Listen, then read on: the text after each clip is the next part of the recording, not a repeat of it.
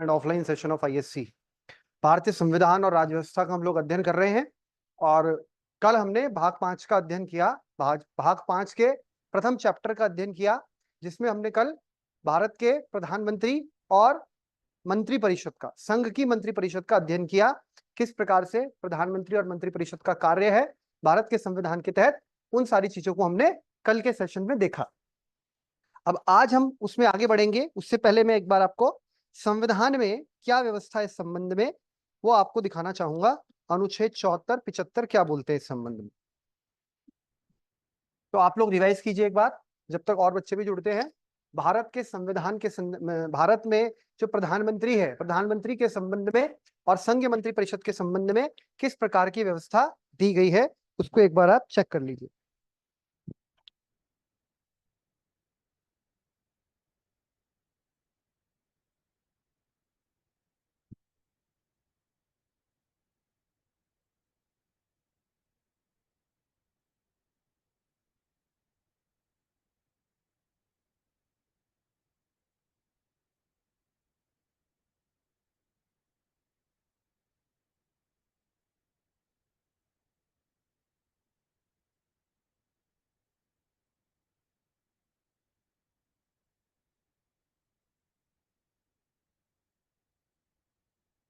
देखो आसान होता।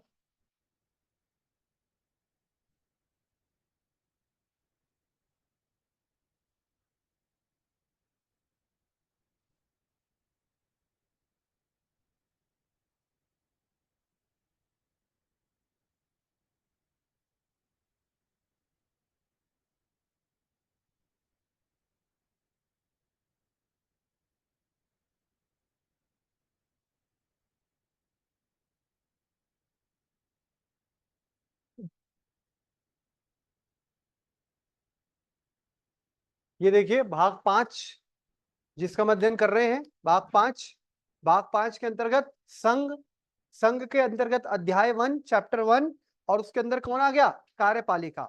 संघ की कार्यपालिका हम देख रहे हैं। सबसे पहले यहां पर लिखा है राष्ट्रपति के बारे में, अनुच्छेद 52 हमने पढ़ लिया था। फिर अनुच्छेद 63 में जब आप पहुंचेंगे तो आप देखेंगे उपराष्ट्रपति का पद। ये देखिए अनुच्छेद 63 भारत का उपराष्ट्रपति। तो याद रखना है आपको, 52 में राष्ट्रपति और 63 में उपराष्ट्रपति। 52 में 11 जोड़ देंगे तो आपको क्या मिल जाएगा, 63। और 63 में किसका उल्लेख है, उपराष्ट्रपति का। अब 63 में 11 जोड़ेंगे आप तो आप पहुंचेंगे 74 में। कहां पहुंचेंगे, 74, 74। और 74 में आप देखिएगा, 74 में जैसे आप पहुंचेंगे तो ये देखिए 74 में मंत्री परिषद का उल्लेख है। किसका उल्लेख है, मंत्री परिषद। यहीं पर आप प्रधानमंत्री का पद देखेंगे और देखिए संविधान क्या बोल रहा है, संविधान क्या बोल रहा है और बाकी जो कन्वेंशन है उसमें क्या लिखा है। देखिए यहां पर स्पष्ट है, राष्ट्रपति को सहायता और सलाह देने के लिए मंत्री परिषद होगी। राष्ट्रपति जो प्रेसिडेंट हैं उनको सहायता देने के लिए, सलाह देने के लिए मंत्री परिषद होगी। जरा ध्यान दीजिएगा, हमने आपको बताया था कि भारत में संसदीय प्रणाली है और संसदीय प्रणाली में हमारे यहाँ प्रधानमंत्री की भूमिका बहुत ज्यादा महत्वपूर्ण है। लेकिन हमारा संविधान प्रधानमंत्री के बारे में क्या बताता है, क्या हमारा संविधान प्रधानमंत्री की शक्ति के संबंध में बताता है, क्या हमारा संविधान ये बताता है कि प्रधानमंत्री कैसे बनेंगे। तो हमारे संविधान में प्रधानमंत्री के बारे में बहुत ही कम लिखा है, बहुत ही अस्पष्ट तरीके से बातें हैं। जबकि राष्ट्रपति के बारे में तो पूरी पूरी बात लिखी है। राष्ट्रपति का निर्वाचक मंडल, राष्ट्रपति का निर्वाचन, राष्ट्रपति की शपथ, सेम बातें उपराष्ट्रपति के लिए है। उपराष्ट्रपति का पद, उपराष्ट्रपति का निर्वाचन, उपराष्ट्रपति का कार्य, उपराष्ट्रपति की शपथ। लेकिन प्रधानमंत्री के बारे में बहुत सीमित बात है। तो प्रधानमंत्री के संबंध में संविधान में कुछ बात है, और दूसरी चीज जो पूरा का पूरा प्रधानमंत्री के बारे में क्या लिखा है, प्रधानमंत्री की नियुक्ति राष्ट्रपति के द्वारा होगी। लेकिन राष्ट्रपति वो नियुक्ति कैसे करेंगे ये संविधान में नहीं लिखा है। तो ये हमें कैसे पता लगता है कैसे नियुक्ति हो रही है। हमने पूरा पढ़ लिया कि लोकसभा में जिस दल या गठबंधन के पास सबसे ज्यादा क्या होगा, सीटें होंगी, अर्थात जो बहुमत के नजदीक होगा, बहुमत प्राप्त कर चुका होगा, उस दल या गठबंधन की सरकार बनेगी। ये संविधान में लिखा है क्या, ना। ये बात कहां से निकल रही है प्रियंका, ये बात निकल रही है जो हमारा संसदीय मॉडल है, उसका जो कन्वेंशन है, उसकी जो परंपरा है, उसके तहत ही ऐसी व्यवस्था बनती है। क्या राष्ट्र सर आपकी आवाज नहीं आ रही है।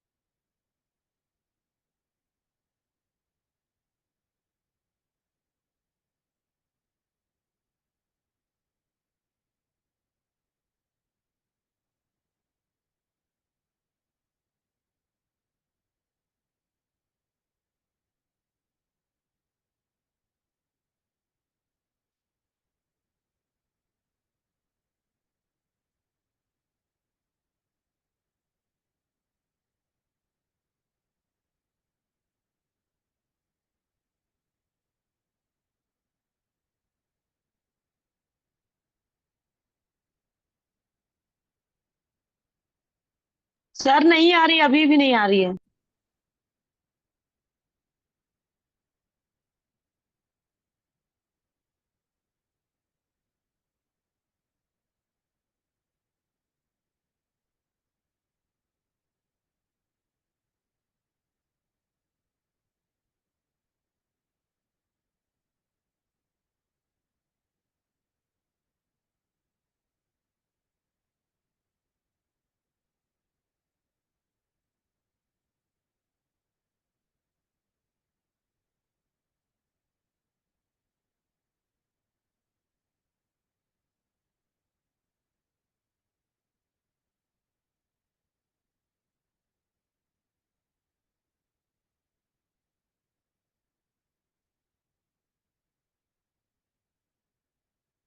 सर नहीं आ रही।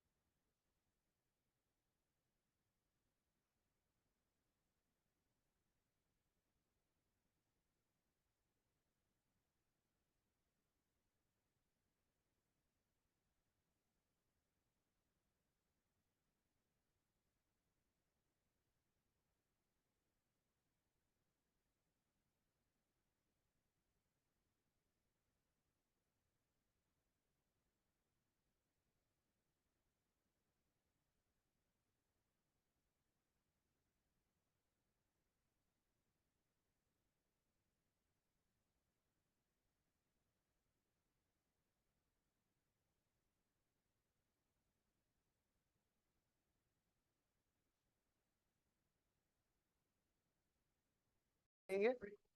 हाँ भाई, let's focus here, don't talk. So क्या हम डिस्कस कर रहे थे? किरण बेटा आप तो आज ही आए ना 2-3 दिन बाद। हम लोगों ने प्रधानमंत्री और मंत्री परिषद के बारे में अध्ययन किया। आपने क्लास ली थी ऑनलाइन, आपने पढ़ा था इसके बारे में? ठीक है, देखिए प्रधानमंत्री और मंत्री परिषद के बारे में हम लोग अध्ययन कर रहे थे। तो हम आपको क्या समझाना चाह रहे थे? हम आपको संवैधानिक प्रोविजन समझाना चाह रहे थे। हमने आपको लिखा सब दिया है, हमने आपको पढ़ा सब दिया है, समझा सब दिया है। संविधान में क्या लिखा है ये देखिए आप। राष्ट्रपति को सलाह और सहायता देने के लिए मंत्री परिषद होगी। इसके बारे में कहां लिखा है? अनुच्छेद 74 में। यानी पहली बार मंत्री परिषद का उल्लेख कहां पे आया? अनुच्छेद 74 में। क्या लिखा है यहां पर? राष्ट्रपति को सहायता और सलाह देने के लिए एक मंत्री परिषद होगी जिसका प्रधान प्रधानमंत्री होगा।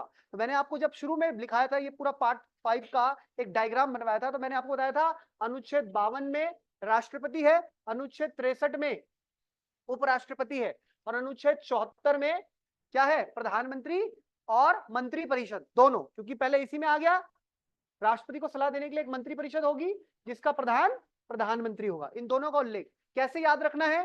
52 राष्ट्रपति याद रखोगे, 52 में 11 जोड़ा, 63 में 11 जोड़ा, आ गई बात समझ में? तो 11-11 बढ़ना है हमें आगे, तो हमें याद रहेगा राष्ट्रपति 52, 11 जोड़ के 63 उपराष्ट्रपति, 11 जोड़ के फिर क्या आएगा? प्रधानमंत्री 74 में।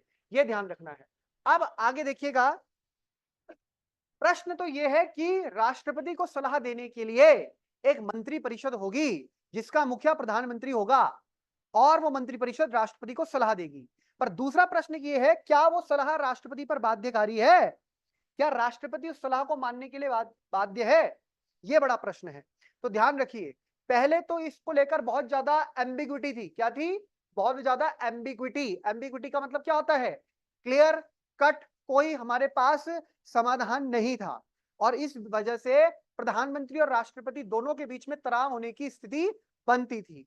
बाद में इंदिरा गांधी ने 42nd अमेंडमेंट किया और उन्होंने लिख दिया संविधान में कि अगर एक बार जो सलाह हमने राष्ट्रपति को दे दी, मंत्री परिषद ने जो सलाह राष्ट्रपति को दे दी, राष्ट्रपति को सलाह माननी ही होगी। ये किसने कर दिया?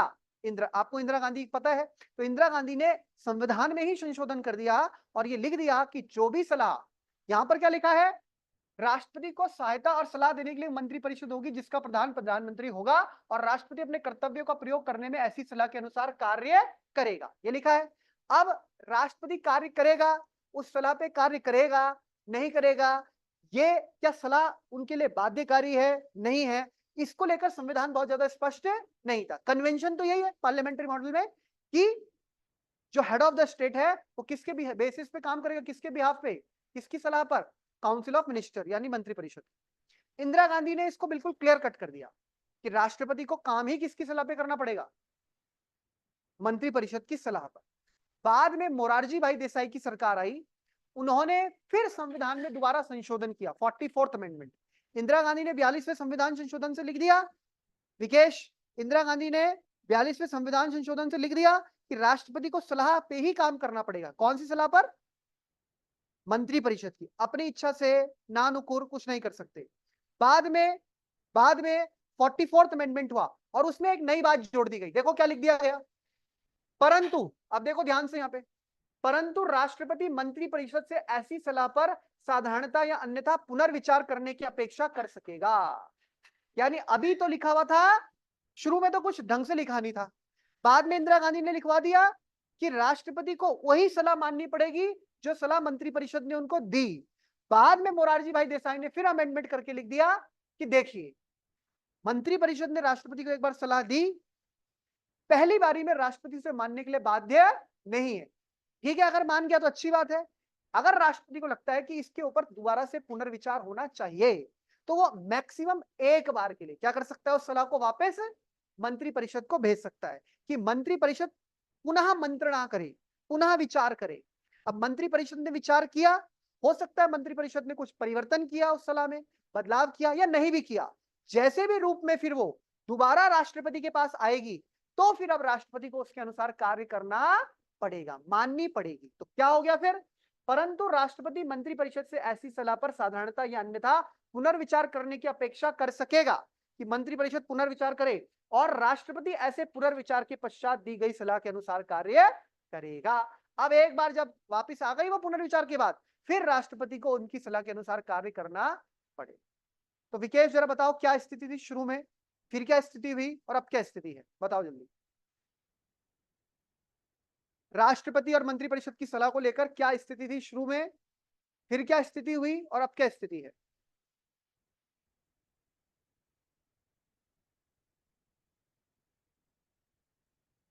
ठीक है, बाध्यकारी नहीं था और बहुत ज्यादा स्पष्ट नहीं थी चीजें। हाँ, कौन सा अमेंडमेंट? हाँ, क्या लिखवा दिया इंदिरा गांधी ने? ठीक है, कि हमने जो एक बार सलाह दे दी मंत्रिपरिषद ने, राष्ट्रपति उस सलाह को मानेगा। फिर क्या हुआ? मोरारजी भाई देसाई की सरकार ने 44th अमेंडमेंट किया और फिर क्या बोला उन्होंने? कि जो भी सलाह आएगी राष्ट्रपति उसे एक बार के लिए पुनर्विचार के लिए भेज देगा और वापिस वो अगर सलाह लौट के आती है तो माननी पड़ेगी। बिल्कुल। अगला पॉइंट, इस प्रश्न की किसी न्यायालय में जांच नहीं की जाएगी कि क्या मंत्रियों ने राष्ट्रपति को कोई सलाह दी और यदि दी तो क्या थी। यानी जो सलाह मंत्रिपरिषद द्वारा राष्ट्रपति को दी जा रही है वो सलाह क्या है? एक प्रकार की गोपनीय। गोपनीय यानी उस सलाह को सार्वजनिक रूप से बताने के लिए बाध्य नहीं किया जा सकता।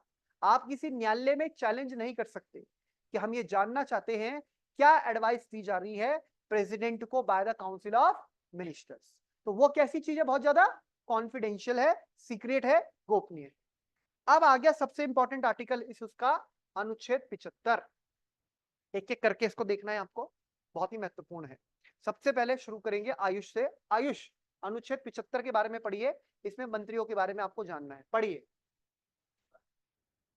हाँ,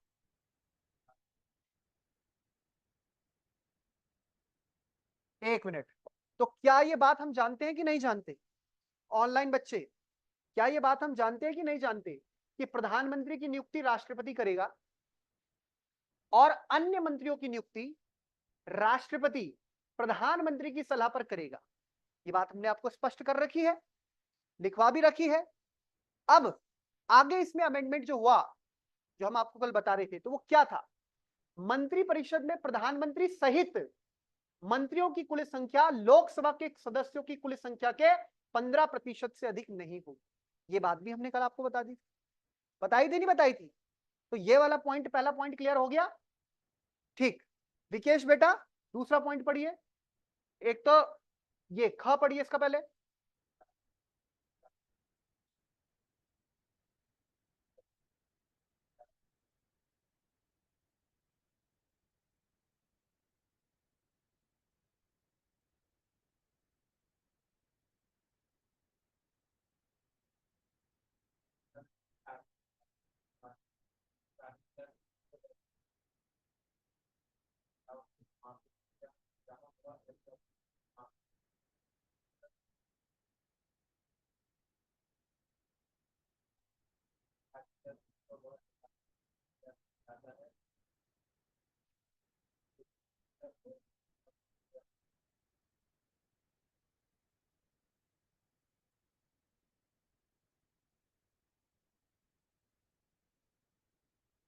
निर्हित होगा।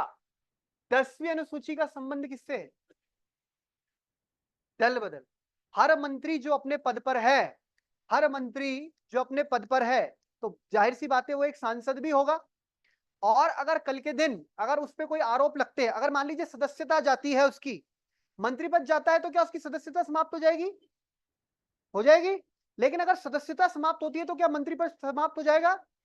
बिल्कुल हो जाएगा। तो मंत्री का कंडक्ट, मंत्री का नेचर, मंत्री का बिहेवियर, वो पूरी सरकार के लिए बहुत ज्यादा महत्वपूर्ण होता है। जब हम आगे देखो, एक कानून होता है, इसमें दो कानून, आरपीए सुना है नाम आपने, जन प्रतिनिधि अधिनियम 1950 और 1951, उसमें पता लगती है क्या क्या वो कारण हो सकते हैं कि जब किसी सांसद की सदस्यता जा सकती है। जरा याद कीजिए, पिछली लोकसभा में राहुल गांधी को लेकर एक मामला आया था, राहुल गांधी की सदस्यता समाप्त हो गई थी, आपको याद है कि नहीं है?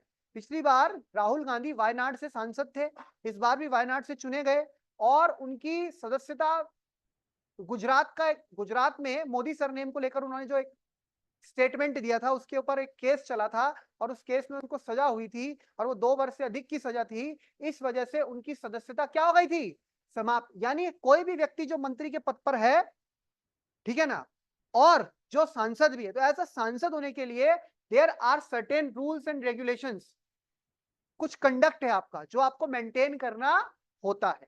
अभी आपको याद होगा, फिर से मुद्दा उठा, अभी जब ये चल रहा था सांसदों का शपथ ग्रहण समारोह, याद होगा आपको, असदुद्दीन ओवैसी ने जय फिलिस्तीन, कुछ फिलिस्तीन जानते हैं, इजराइल और फिलिस्तीन का विवाद है, फिलिस्तीन को लेकर कमेंट कर दिया। मतलब हिंदुस्तान में आप जय भारत, जय हिंदुस्तान, जय हिंद, ये सब तो आप बोल सकते हैं, लेकिन वहां पर जय फिलिस्तीन का एक नारा लगा। फिलिस्तीन भले ही हमारा मित्र देश है, लेकिन क्या उसको हमारी संसद में उसका ऐसा उच्चारण किया जाना सही था या नहीं था, इसको नहीं सर, लेकर गलत है।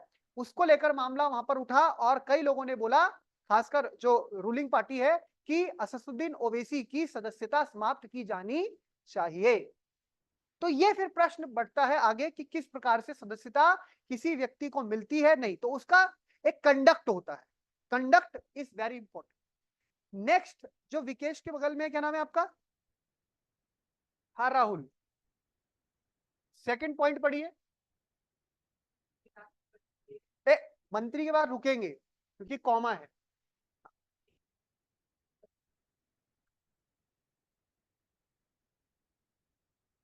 हाँ बस बस बस इतना ही है। क्या है इसका मतलब? इसका मतलब भी समझा रखा है हमने, क्या है?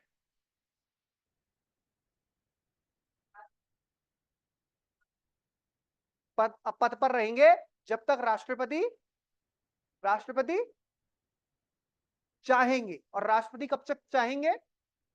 जब तक प्रधानमंत्री उन्हें बोलेंगे, है ना? ये बात आपको स्पष्ट है। तीसरा पॉइंट पढ़ेंगे आप राहुल,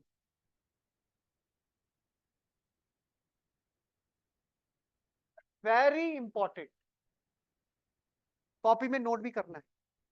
मंत्री परिषद, देखिए अनुच्छेद 75 खंड 3, स्टार पॉइंट बना के, अनुच्छेद 75 खंड 3,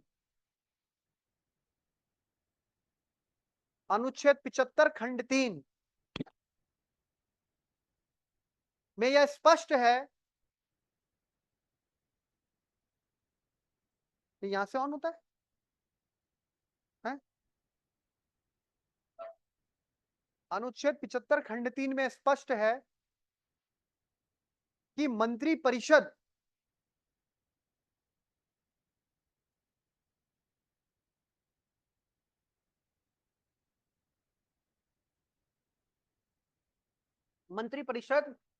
सामूहिक रूप से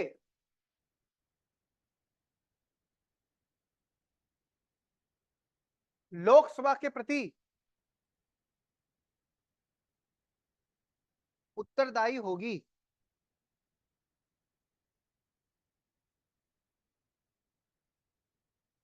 मंत्री परिषद सामूहिक रूप से लोकसभा के प्रति उत्तरदायी होगी। यह प्रश्न कई बार परीक्षाओं में आता है, कई बार आपने देखा होगा, वनडे एग्जाम्स में, एसएससी के एग्जाम्स में देखा है ना, ग्रुप सी के एग्जाम्स में, कि मंत्री परिषद सामूहिक रूप से किसके प्रति उत्तरदायी होती है?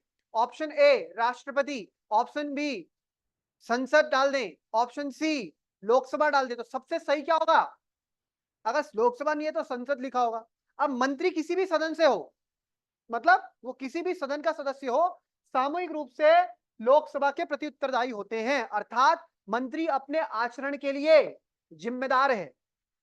जो भी व्यक्ति मंत्री के पद पर है, जो भी व्यक्ति मंत्री के पद पर है, वो जिम्मेदार है किस चीज के लिए? अपने आचरण के लिए। अगर किसी मंत्री के ऊपर कल के दिन कुछ आरोप लगता है, वो आरोप सिद्ध होता है, तो कई बार ये क्या बन सकता है? पूरी की पूरी सरकार के खिलाफ एक संकट बन सकता है। अगर किसी मंत्री के खिलाफ अविश्वास आता है, किसी मंत्री को अपने किसी कंडक्ट की वजह से ऐसा ऐसा कुछ सिद्ध होता है जिससे उसका पद जाता है, उसकी पोस्ट जाती है, उसकी पावर जाती है, तो पूरी सरकार की अस्मिता पर खतरा बन जाता है। यानी मंत्री जो है, मंत्री वो सामूहिक रूप से जिम्मेदार है किसके प्रति? लोकसभा। सामूहिक रूप से मतलब एक दो तीन नहीं, सारे मंत्री मिलकर कंबाइंडली किसके प्रति रिस्पॉन्सिबल हैं? लोकसभा के प्रति। ये आपको हमेशा ध्यान रखना, ये प्रश्न आएगा। सरकार का बनना बिगड़ना भी किस पे डिपेंड है? लोकसभा। हर एक मंत्री का एक आचरण होना चाहिए, क्योंकि देखिए मंत्री जब कोई पद पर है तो वो, आपने आगे बिल पढ़ेंगे आप, बिल यानी विधेयक दो होते हैं। एक प्रकार का आप पढ़ेंगे प्राइवेट मेंबर बिल, और एक पढ़ेंगे आप पब्लिक बिल, जो गवर्नमेंट का बिल होता है। उसे प्रस्तुति कौन करता है? प्रस्तुति कौन करता है? मंत्री। या जी जो मंत्री जो सरकार का हिस्सा है वो पब्लिक मेंबर है। अब जैसे निर्मला सीतारमन बहुत जल्दी बजट पेश करने वाली है, बजट पेश करने वाली है। अब जब वो बजट पेश करेंगी, कहां करेंगी बजट पेश? लोकसभा में। जबकि निर्मला सीतारमन, मैंने बताया कहां से है सांसद? राज्यसभा से। अब जब वो बजट पेश करेंगी तो क्या बजट का पास होना जरूरी है? बिल्कुल। बजट दोनों हाउसेस से पास होगा। अभी तो देखो राज्यसभा को तो पावर लिमिटेड आएगी, आप समझते हो। जब भी बात मनी बिल के रिलेटेड आती है, बजट को रिलेटेड, मान लो बजट को लेकर बात हो रही है, बजट पे वोटिंग होगी लोकसभा में, अगर उस वोटिंग में बजट पास ना हो पाए तो क्या इस सरकार पर खतरा होगा कि नहीं होगा? सरकार पर खतरा होगा कि नहीं होगा? उससे पहले अभी जब नई सरकार बनी तो राष्ट्रपति का अभिवादन हुआ, राष्ट्रपति ने अपना भाषण दिया, राष्ट्रपति के भाषण पर चर्चा हुई, और चर्चा के बाद वोटिंग हुई। अगर उस वोटिंग में, अगर उस वोटिंग में प्रॉपर वोट ना पड़ पाए, सरकार की तरफ से प्रॉपर उसको समर्थन ना मिल पाए, तो फिर सरकार क्या आ जाती है? खतरे में आ जाती है। सरकार के खिलाफ क्या लाया जा सकता है? अविश्वास। आजकल आप सुन रहे थे ना बीच में, राष्ट्रपति के अभिवादन पर चर्चा, राहुल गांधी ने भी बोला, मोदी जी ने भी बोला, दोनों तरफ से हुई ना बात। विपक्ष के लोगों को टाइम मिला। अरे आजकल वीडियो वीडियो चल रहे थे ना, ओम बिरला के चेहरे को लेकर भी चल रहे थे कि ओम बिरला का चेहरा किसी टाइम कैसा हो जा रहा, किसी टाइम कैसा हो जा रहा। ये जो आजकल चर्चा सर चल रही हाँ थी, क्या चर्चा, हो रहा था? सर चर्चा चल रही थी, राहुल गांधी कुछ बोले तो उन्होंने माइक ऑफ कर दिया, ये सब आया था सर। तो ये सब चर्चा किस चीज की चल रही थी? राष्ट्रपति के अभिवादन पर चर्चा। और अगर ये पास ना हो पाए तो ऐसी स्थिति में क्या होगा? ऐसी स्थिति में सरकार फिर खतरे में आ जाएगी। तो एक एक मंत्री का आचरण बड़ा महत्वपूर्ण है, एक एक मंत्री का कंडक्ट बहुत महत्वपूर्ण है। पूरी की पूरी मंत्री परिषद, मंत्री परिषद में कितने लोग हो गए? 15% of the total membership of Lok Sabha. वो सामूहिक रूप से, कलेक्टिवली, ये नहीं कि मैं तो राज्यसभा का हूं, कलेक्टिवली सामूहिक रूप से जिम्मेदार है किसके प्रति? लोकसभा के प्रति। क्योंकि लोकसभा से ही सरकार चल रही है, लोकसभा से ही सरकार गिर भी सकती है। दूसरी बात, व्यक्तिगत रूप से जिम्मेदार है किसके प्रति? सर आवाज गई आपकी।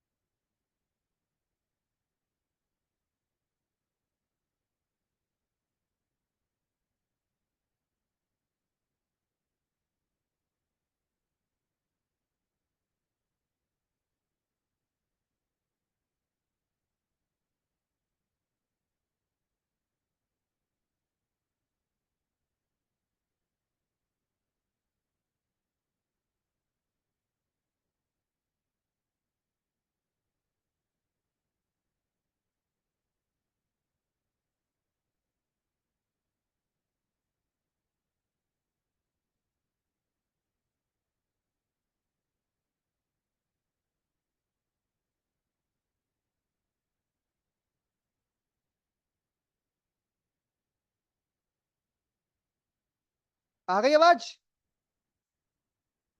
यस सर, आने लगी।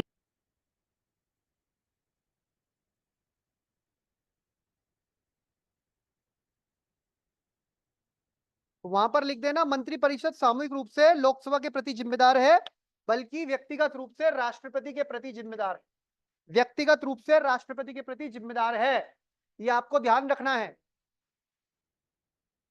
और ये 3 संशोधन आपको दिख रहे हैं, देखो जरा। 42वां संशोधन 1976, मैंने बताया इंदिरा गांधी ने क्या किया था पहली बार, कि माननी ही पड़ेगी वो जो सलाह है। फिर दूसरा हुआ 44वां संशोधन 78, मोरारजी भाई का, जो विकेश सर ने बताया, क्या है कि वो सलाह एक बार के लिए वापस जा सकती है, फिर उसको जो भेजेंगे तो माननी पड़ेगी।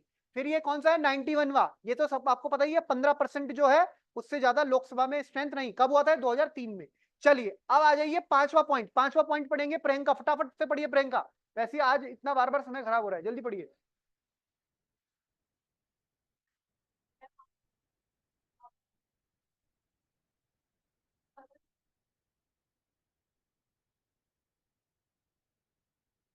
समझा रखा है, बताइए क्या मतलब है इसका।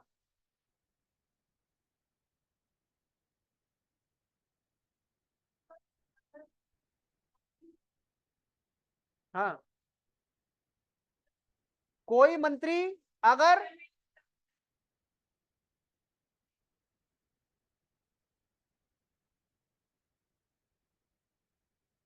प्रश्न कैसे बनेगा, कोई मंत्री, यानी आपने मंत्री तो बना दिया, लेकिन अगर वो निरंतर लगातार 6 महीने तक, 6 महीने की अवधि तक संसद के किसी भी सदन का सदस्य नहीं है, यानी इसका मतलब ये हो गया कि 6 महीने तक वो बिना किसी सदन का सदस्य रहे भी मंत्री पद पर रह सकता है। लेकिन जैसी वो अवधि समाप्त होगी तो फिर वह मंत्री के पद पर नहीं रहेगा। ये बात भी समझा रखी है। नेक्स्ट किरण, नेक्स्ट पॉइंट पढ़ियो, पढ़िए पढ़िए।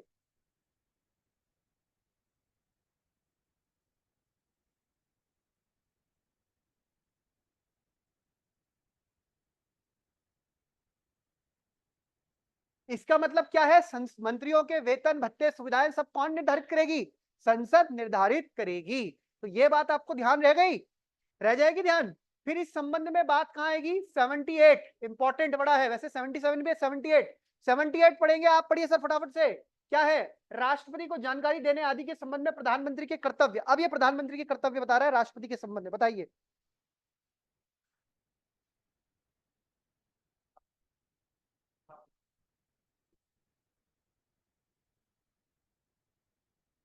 अब देखिए क्या महत्वपूर्ण बात है, जैसे जैसे कि प्रधानमंत्री मंत्रिपरिषद ये मंत्रणा कर रही है कि ये सत्र आ रहा है, इस सत्र में हम नए कानून लाने चाह रहे हैं, नए कानून लाना चाहती है सरकार। तो ऐसी स्थिति में क्या होगा, राष्ट्रपति को क्या सलाह दी जाएगी, राष्ट्रपति को बताया जाएगा, राष्ट्रपति को सूचित किया जाएगा। देखिए राष्ट्रपति के पास पावर होती है कि वो गवर्नमेंट की day to day activities, government के फ्यूचर प्लान्स, गवर्नमेंट का आगे जो सोच रही है गवर्नमेंट कि अगले सत्र में हम क्या कानून लाएंगे, क्या बदलाव चाहते हैं, उसको लेकर राष्ट्रपति क्या कर सकते हैं, जानकारी मांग सकते हैं। तो क्या शक्ति है राष्ट्रपति की, संघ के जितने भी कार्यकलाप हैं, संघ का जो प्रशासन संबंधी या विधान विषयक, प्रशासन मतलब जो normal law and order, home minister से पूछा जा सकता है आजकल, हाँ भाई ये जम्मू कश्मीर में लगातार जवान शहीद हो रहे हैं, कई नक्सल घटनाएं हो रही हैं, वो घटनाएं बढ़ गई हैं, मणिपुर में कहीं पर हिंसा हो रही है, या किसी क्षेत्र विशेष में कोई अशांति है, राष्ट्रपति पूछ सकते हैं। देश में लगातार महंगाई बढ़ रही है, राष्ट्रपति वित्त मंत्री को बुला के पूछ सकते हैं सरकार क्या कार्य कर रही है, सरकार क्या योजना है। ये राष्ट्रपति के पास क्या है, शक्ति है कि राष्ट्रपति संघ के कार्यकलाप के प्रशासन संबंधी, कैसे लॉ एंड ऑर्डर चल रहा है, क्या सिचुएशन है देश में, क्या स्थिति है। दूसरा, विधान विषयक प्रस्थापनाओं संबंधी, विधान विषयक मतलब जो लॉ आप लाना चाहते हैं, कानून लाना चाहते हैं, जैसे अभी गवर्नमेंट 3 नए कानून लाई, इन संबंधी क्या नए सत्र में आपका क्या विचार है। होता है ना हर सत्र में सरकार कोई ना कोई कानून लेके आती है, इस संबंध में मंत्रिपरिषद के सभी विनिश्चय राष्ट्रपति को संसूचित करे। तो इनको कौन करेगा, ये प्रधानमंत्री, यानी राष्ट्रपति को इस संबंध में कौन बताएगा, प्रधानमंत्री का ये कर्तव्य होगा कि वो इस संबंध में राष्ट्रपति को संसूचित करे, राष्ट्रपति को बता दे हर बात। तो हर 10-15 दिन में देखोगे आप राष्ट्रपति और प्रधानमंत्री की मुलाकात होती है। ये एक फॉर्मल आप समझ लीजिए रूल है जिसको फॉलो करना होता है। दूसरा पॉइंट पढ़े, आप पढ़िए मैडम। हाँ,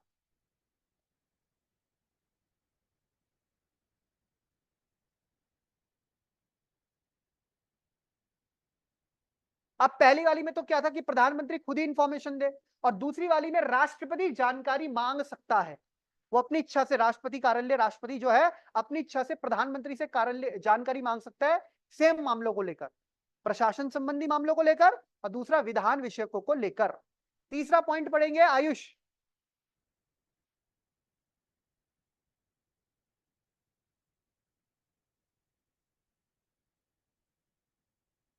ये लिखा भी था हमने, अगर किसी विषय पर किसी मंत्री ने तो निश्चय कर लिया है, मंत्री खुद गया, मंत्री ने राष्ट्रपति को सलाह दी, अब राष्ट्रपति को लगता है ये अकेला मंत्री अपने आप को ज्यादा तितर तो नहीं बन रहा है, क्या ये सारी बात पर मंत्रिपरिषद में विचार हुआ होगा?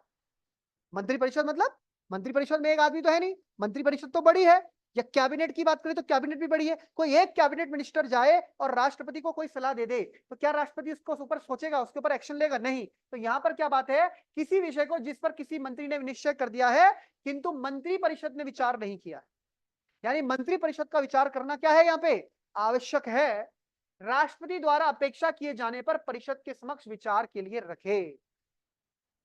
समझ में आ गई बात? यानी कि राष्ट्रपति उसको कहां रखेगा, मंत्रिपरिषद, ताकि उस पर चर्चा करे, क्योंकि एक व्यक्ति जो डिसीजन ले रहा है, हो सकता है डिसीजन में कुछ कमी हो, कोई कमी हो सकती है। जब वही चीज बहुत सारे लोग डिस्कस करेंगे, तो अगर कोई कमी भी होगी, मान लो मैंने कोई बात बोली एज अ मंत्री, और मैंने जो बात रखी उसमें प्रियंका को लगता है नहीं ये चीज ऐसे ना होके ऐसे होनी चाहिए, किरण ने अपना विचार रखा, इन्होंने अपना विचार रखा, तो वो ज्यादा सिंथेसिस वाला प्रोसेस होगा, तो वो विचार ज्यादा सही होगा। तो ऐसी स्थिति में राष्ट्रपति क्या कर सकता है, उस सलाह को मंत्रिपरिषद पे चर्चा करवा सकता है। राष्ट्रपति बोलेगा जाओ पहले इसके ऊपर चर्चा करो, सब लोग चर्चा करो, चर्चा के बाद फिर हमें बताओ आगे क्या तुम्हारा निर्णय। आ रही है बात समझ में सबको? ये सब कार्य हैं किसके, प्रधानमंत्री के, जो राष्ट्रपति को समय समय पर इस संबंध में सूचित करना। इसके बाद जो पांचवा ऑफिस होता है वो होता है अटॉर्नी जनरल का। किसका होता है, भारत का महान्यायवादी। क्या होता है बच्चों, भारत का महान्यायवादी। लेकिन महान्यायवादी को हम अभी नहीं पढ़ते, महान्यायवादी को और सीएजी को हम लास्ट में पढ़ेंगे, जब हम इस भाग के लास्ट में पहुंचेंगे। तो हमने कौन कौन से पद पढ़ लिए, राष्ट्रपति, उपराष्ट्रपति, प्रधानमंत्री और मंत्रिपरिषद।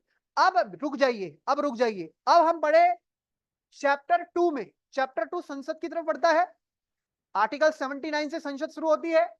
अभी हम जो लास्ट आर्टिकल पढ़ रहे थे 78 पढ़ रहे थे, 79 से संसद, याद है 79 में संसद, 80 में राज्यसभा और 81 में लोकसभा। ये आपको डायग्राम में बता रखा है, संसद, राज्यसभा, और 81 में क्या आ जाती है, लोकसभा। लेकिन अभी हम लेजिस्लेचर में जाते ही नहीं है, वापिस आते हैं अपने डायग्राम में, जरा ध्यान से देखिए। हम लोग पढ़ रहे हैं, देखो हम लोग पढ़ क्या रहे हैं, सब बच्चे जरा ध्यान दें, हम लोग पढ़ रहे हैं सरकार, और सरकार के होते हैं कितने अंग, 3 अंग। सरकार के कितने अंग होते हैं, 3 अंग। पहला कौन सा है, कार्यपालिका, विकेश का दोस्त जो आ रखा है वहां से अल्मोड़ा से। दूसरा कौन सा है, विधायिका, और तीसरा कौन सा है,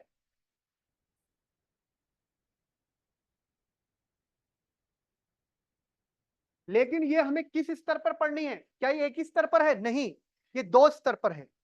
एक तो है संघ, बच्चे सोचते हैं संघ क्या है, कितनी बार बताया है, संघ मतलब सेंटर, केंद्र, देश के लेवल पर, पूरे भारत के लेवल पर।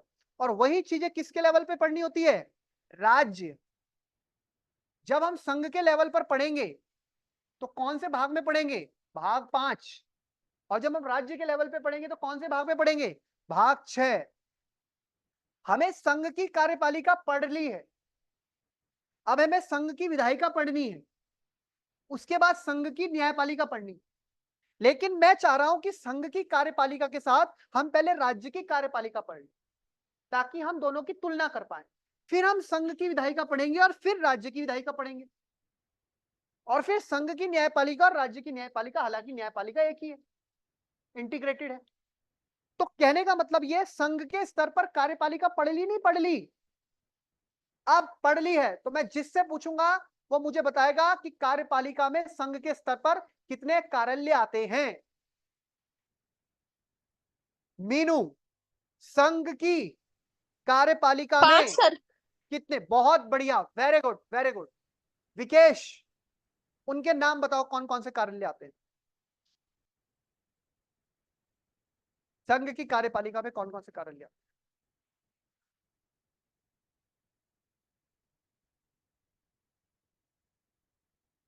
जरा वो मोटा वाला डंडा लेके आना जरा, कहाँ है वो वाला?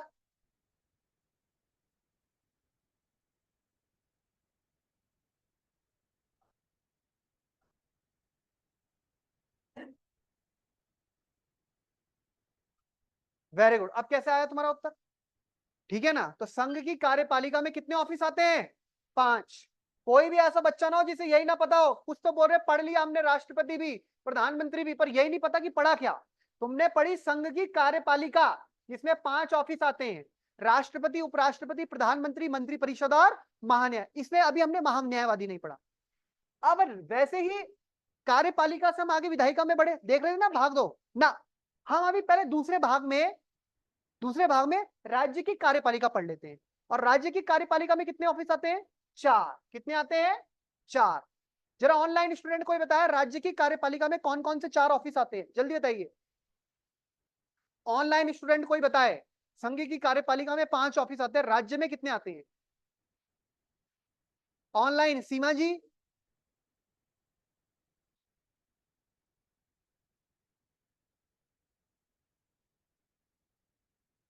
सृष्टि,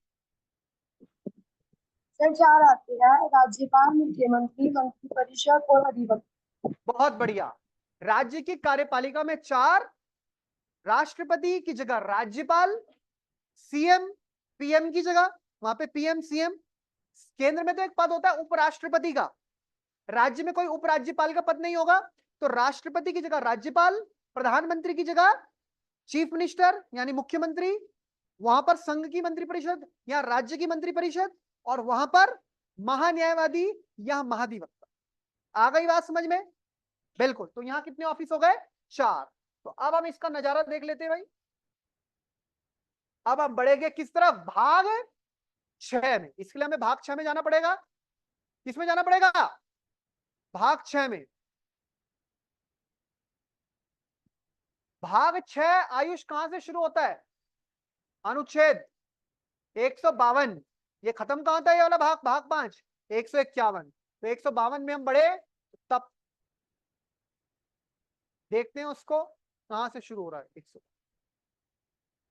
अब देखो देखो देखो देखो, 145 और 146 और 47, 148, क्या आ गया?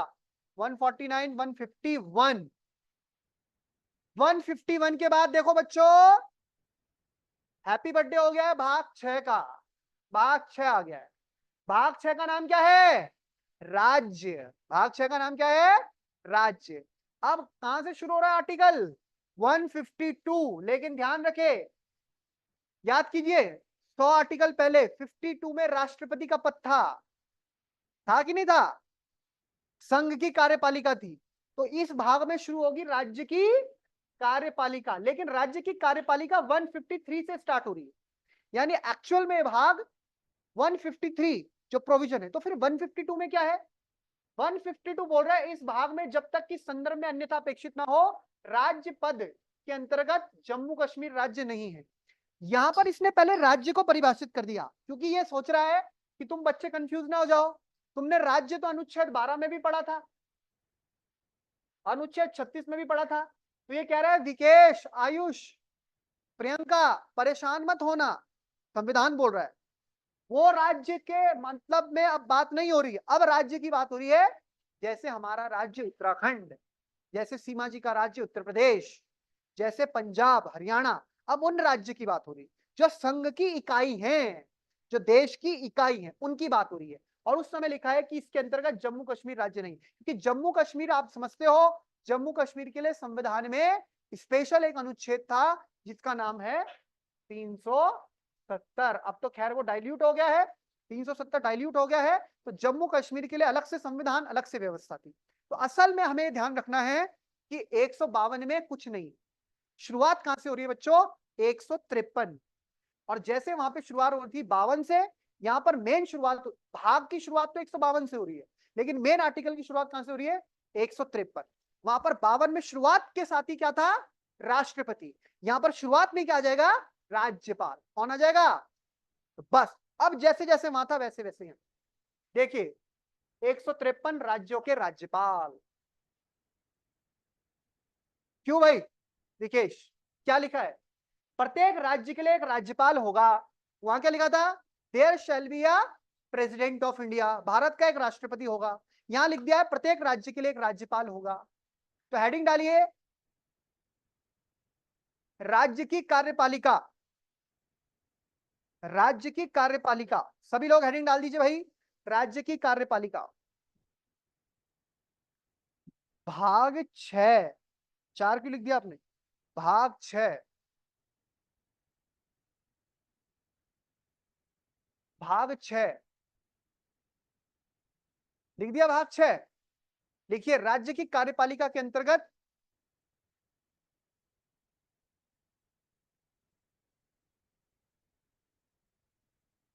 लिखिए राज्य की कार्यपालिका के अंतर्गत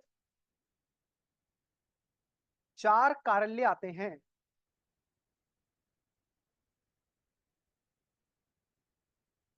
राज्य की कार्यपालिका के अंतर्गत 4 कार्यालय आते हैं जो निम्न है। निम्न मतलब इस प्रकार से है, जो इस प्रकार से है। पहला, राज्य के राज्यपाल, गवर्नर, ब्रैकेट में गवर्नर लिख देना।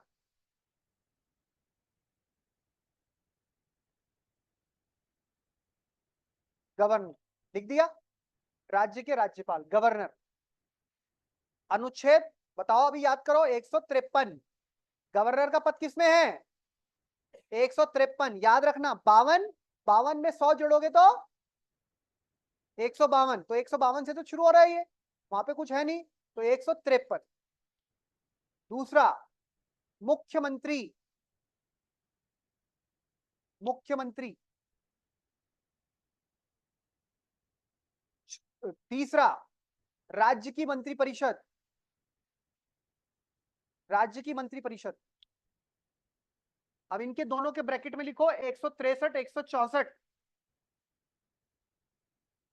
163, 164। वहां क्या लिखा था? 74, 75। वहां क्या लिखा था?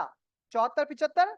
संघ की प्रधानमंत्री और मंत्रिपरिषद में अभी देखा ना हमने 74, 75। और सीएम कहां पे आता है? 163, 164। फिर आता है वहां पे महान्यायवादी, और यहां कौन आ जाएगा? महाधिवक्ता। तो लिख दीजिए महाधिवक्ता, एडवोकेट जनरल।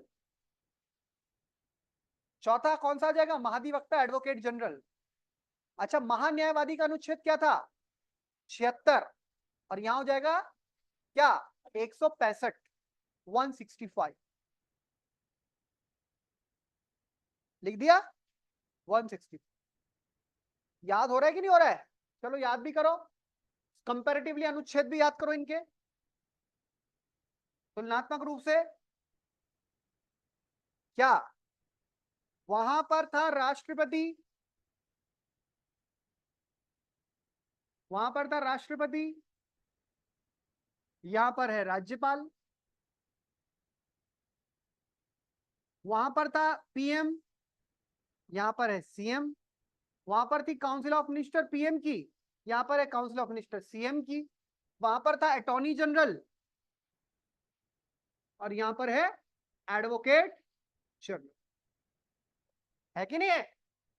एडवोकेट जनरल, महाधिवक्ता। वहां राष्ट्रपति का अनुच्छेद क्या है? 52। राज्यपाल का क्या है? 153। भूलना नहीं है, भूल कर भी नहीं भूलना है। 52 में 100 जोड़ो प्लस 1, 101 का न्योता। 52 में 100 जोड़ा, 1 रुपया और डाला, 153। तो राष्ट्रपति राज्यपाल, राष्ट्रपति राज्यपाल। संघ की कार्यपालिका का प्रमुख राष्ट्रपति, राज्य की कार्यपालिका का प्रमुख राज्यपाल, राष्ट्रपति राज्यपाल। राष्ट्रपति की छाया राज्य में राज्यपाल। क्यों किरण, बोलोगी क्या कभी जिंदगी में? 52 153, 52 153। नेक्स्ट, वहां था पीएम 74 75, पीएम और काउंसिल ऑफ मिनिस्टर, क्योंकि पीएम और काउंसिल ऑफ मिनिस्टर साथ आती हैं। क्या लिखा था? राष्ट्रपति को सलाह देने के लिए एक मंत्री परिषद होगी जिसका मुखिया पीएम होगा। यहां क्या लिखा रहेगा? राज्यपाल को सलाह देने के लिए एक मंत्री परिषद होगी जिसका मुखिया सीएम होगा। आ गया कि नहीं आ गया? होगा कि नहीं होगा? वहां 74 75, यहां क्या 163 और 164। तो अब इनको, ये दोनों इनकी जुगलबंदी याद रखनी है। 74 75, 163 174 164, ठीक है, याद रहेगा। 74 75 163 164, वो संघ, ये राज्य। पीएम का उल्लेख कहां आता है? 74 में। सीएम का उल्लेख कहां आता है? 163। Next, attorney general, advocate general 76 165, 76 165। तो तुलनात्मक रूप से पढ़ोगे तो याद रहेगा, वरना भूल जाओगे। तुलनात्मक रूप से पढ़ोगे तो याद रहेगा। उधर ध्यान रखना है क्या?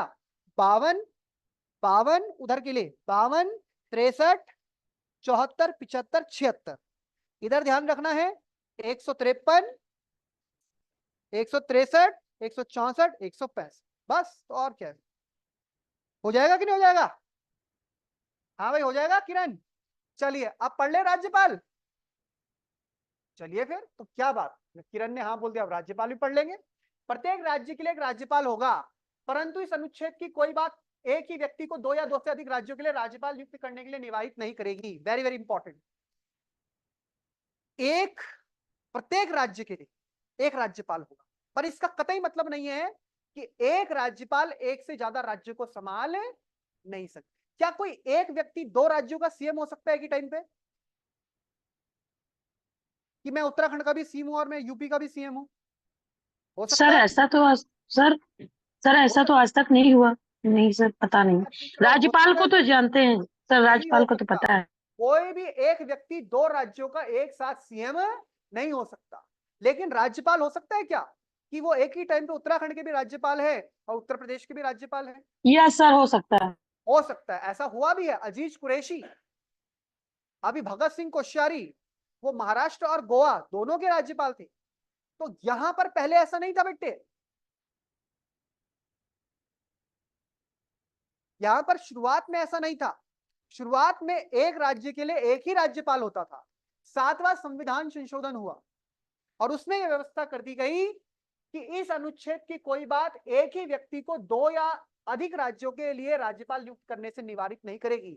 यानी कि अब यह बात लागू ऐसी नहीं होगी कि एक राज्य के लिए एक ही राज्य होना तो चाहिए, एक राज्य के लिए एक ही राज्यपाल, पर परिस्थिति बस कभी ऐसा हो सकता है कि एक राज्यपाल को एक से अधिक राज्य का चार्ज दे दिया जाए। तो अगर प्रश्न कल के दिन आ जाए, प्रश्न कल के दिन आ जाए कि एक राज्य का राज्यपाल एक समय पर केवल एक ही राज्य का दायित्व संभाल सकता है, तो क्या यह कथन सही है, गलत है? गलत है, क्योंकि एक राज्य का राज्यपाल एक समय पर एक से अधिक राज्य का दायित्व संभाल सकता है। उदाहरण मैंने 2 दे दिए।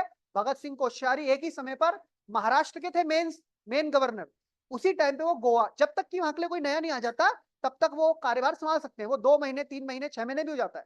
और दूसरी बात क्या है, हमारे अजीज कुरैशी थे वो मेन गवर्नर कहां के? उत्तराखंड के, लेकिन यूपी के गवर्नर की डेथ हो गई या यूपी के गवर्नर का ट्रांसफर हुआ, तब तक उत्तराखंड के गवर्नर को कहां का चार्ज दे दिया? यूपी के गवर्नर। तो वो हफ्ते में 3 दिन देहरादून बैठते थे, हफ्ते में 3 दिन लखनऊ बैठते थे। तो ये आपको ध्यान रखना है। नहीं, ऐसे आनंदीबेन पटेल भी थी। आनंदीबेन पटेल मध्य प्रदेश की भी गवर्नर थी और छत्तीसगढ़ की भी गवर्नर थी। बल्कि एक बार तो ये हुआ 2019 में हुए थे चुनाव, 2018 की बात है शायद। 2018 में आनंदीबेन पटेल ने, अब राज्य में सीएम को शपथ कौन दिलाता है? राज्यपाल। जैसे केंद्र में पीएम को राष्ट्रपति दिलाता है, राज्य में राज्यपाल। वो गवर्नर थी 2 राज्यों की, मध्य प्रदेश की भी और छत्तीसगढ़ की भी। दोनों राज्यों के चुनाव एक साथ हुए। आपको पता है छत्तीसगढ़ एमपी से ही अलग हुआ, उत्तराखंड यूपी से अलग हुआ। तो यूपी और उत्तराखंड के चुनाव साथ साथ होते हैं, आपने देखा होगा। यूपी और उत्तराखंड के चुनाव अभी दोनों के 17 में हुए थे, अब दोनों के 22 में हुए, फिर दोनों के अब 27 में होंगे। एमपी के और छत्तीसगढ़ के चुनाव साथ साथ होते हैं। तो दोनों राज्यों में चुनाव हुए, दोनों राज्यों में रिजल्ट आ गया और दोनों राज्यों के सीएम की शपथ ग्रहण भी एक ही दिन पड़ गई। राज्यपाल एक शपथ ग्रहण होगा भोपाल में, एक होगा छत्तीसगढ़ की राजधानी रायपुर में। तो टाइमिंग अलग की गई। पहले आनंदीबेन पटेल ने मध्य प्रदेश के सीएम को शपथ दिलाई, मध्य प्रदेश के सीएम को शपथ दिला दी, सब हो गया, सारा कार्यक्रम जैसी कंप्लीट हुआ, तुरंत हेलीकॉप्टर में बैठी और उड़ गई, और वहां से उड़ के पहुंच गई कहां, छत्तीसगढ़। तब वहां के सीएम को शपथ देना, भूपेश बघेल बने थे। आ रही है बात समझ में? तो राज्यपाल राज्य का दायित्व निभाता है, एक से अधिक राज्य का भी वो दायित्व निभा सकता है। तो लिखिए पहला पॉइंट, लिखिए राज्यपाल राज्यपाल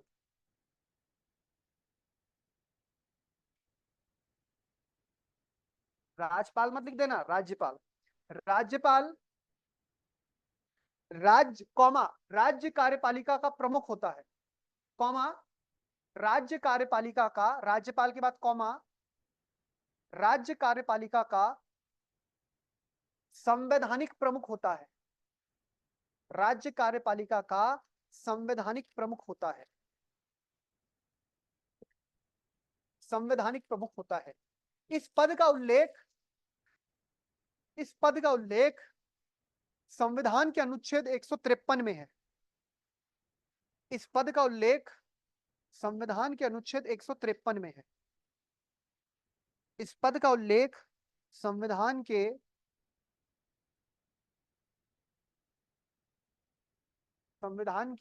अनुच्छेद 153 में है, संविधान के अनुच्छेद 153 में। लिखिए सामान्यतः प्रत्येक राज्य का एक राज्यपाल होता है। आगे लिखिएगा, नोट बना के, नोट लिखना, नोट, सामान्यतः प्रत्येक राज्य का एक राज्यपाल होता है।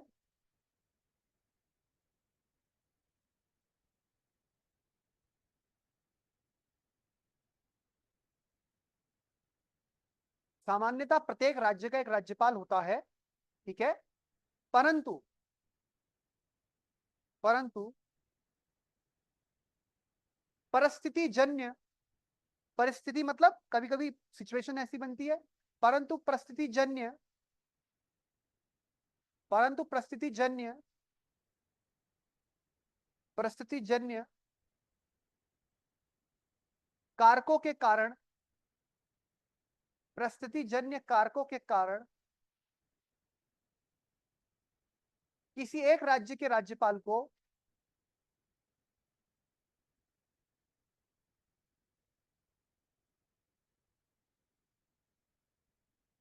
अन्य राज्य का दायित्व भी, किसी एक राज्य के राज्यपाल को अन्य राज्य का दायित्व भी सौंपा जा सकता, सौंपा जा सकता। लिखिए उदाहरण, उदाहरण, उदाहरण में लिखिए उत्तराखंड के पूर्व राज्यपाल, उत्तराखंड के पूर्व राज्यपाल अजीज कुरैशी, अजीज अजीज उत्तराखंड के पूर्व राज्यपाल अजीज कुरैशी, अजीज कुरैशी ने 2014 में उत्तर प्रदेश के, उत्तर प्रदेश के राज्यपाल, उत्तर प्रदेश के राज्यपाल की अतिरिक्त भूमिका में भी कार्य किया। एडिशनल चार्ज मिल जाता है ना, उत्तर प्रदेश के राज्यपाल की अतिरिक्त भूमिका में भी कार्य किया, उत्तर प्रदेश के राज्यपाल की अतिरिक्त भूमिका में भी कार्य किया। नेक्स्ट पॉइंट, महाराष्ट्र के पूर्व राज्यपाल भगत सिंह कोश्यारी ने, महाराष्ट्र के पूर्व राज्यपाल भगत सिंह कोश्यारी ने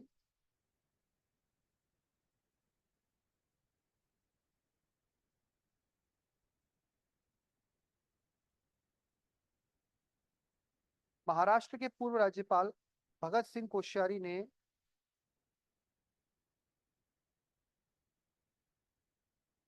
अगस्त 2020 से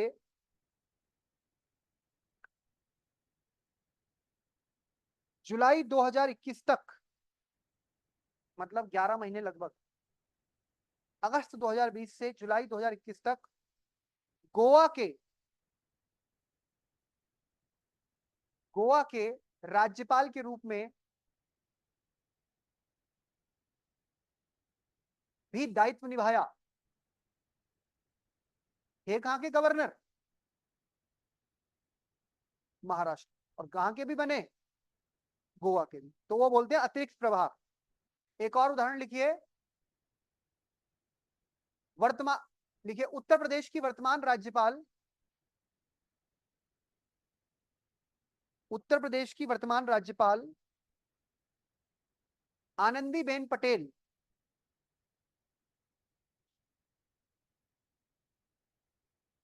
उत्तर प्रदेश की वर्तमान राज्यपाल आनंदीबेन पटेल आनंदीबेन पटेल जब मध्य प्रदेश की राज्यपाल थी, अभी उत्तर प्रदेश में है ना वो, पहले वो मध्य प्रदेश की राज्यपाल थी। उत्तर प्रदेश की वर्तमान राज्यपाल आनंदीबेन पटेल जब मध्य प्रदेश की राज्यपाल थी, उस दौरान उन्होंने करीब 11 महीने उन्होंने करीब 11 महीने छत्तीसगढ़ के राज्यपाल के रूप में भी अतिरिक्त भूमिका निभाई। छत्तीसगढ़ के राज्यपाल के रूप में भी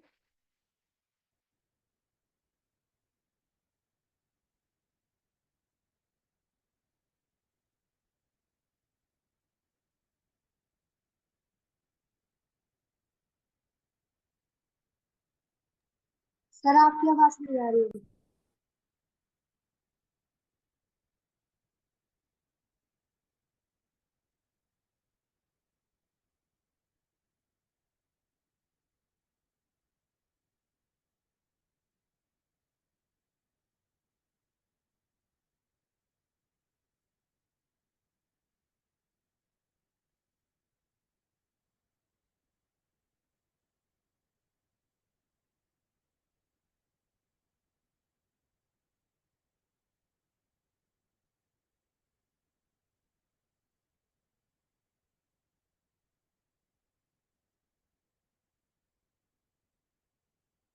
सर अभी आवाज नहीं आ रही है।